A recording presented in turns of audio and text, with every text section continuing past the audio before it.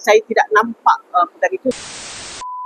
Datuk Mas Ermiati Samsudin menafikan pergolakan kepimpinan sedang berlaku dalam Bersatu membabitkan presidennya, Tan Sri Muhyiddin Yassin. Ketua Wanita Bersatu itu berkata perbezaan pandangan perkara biasa dalam organisasi dan ia tidak menggambarkan kepincangan dalam kepimpinan. Saya sebagai ketua saya tidak nampak perkara itu selain daripada saya tidak menolak kemungkinan ada pihak luar yang cuba mengganggu gugat.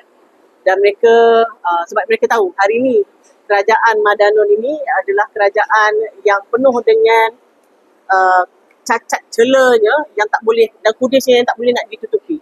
Jadi apabila mereka sendiri tercalar dengan imej yang sangat buruk di mata masyarakat, di mata dunia, apa yang mereka boleh lakukan adalah dengan mengalihkan isu tersebut dengan memberikan cerminan buruk kepada pihak pemakar. Jadi macam mana dia nak macam ni dia nak mengucar-kacirkan, sebab saya sebagai ketua saya tak nampak pun benda tu berlaku.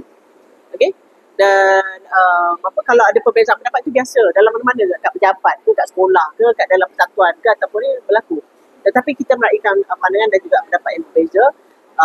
Yang berhormat Tan Sri Presiden adalah Presiden yang kita hormati, dan Tan Sri memberikan hala tuju yang jelas untuk kita Parti Bersatu untuk terus bekerja untuk rakyat dan juga untuk terus champion terutama sekali dalam isu-isu yang menekan rakyat pada hari ini, dan itu yang harus kita memberikan keutamaan, dan supaya kita jangan langsung terikut-ikut dengan mainan pihak luar yang cuba mengganggu gugat kita. Jadi saya kira bukan itu saja, bukan saja Tan Sri, tetapi Datuk Syamzah juga hubungan yang baik dengan Tan Sri Muhyiddin, dan saya harap seluruh kepimpinan, staf kepimpinan juga menghormati kedua mereka yang mana juga dengan pimpinan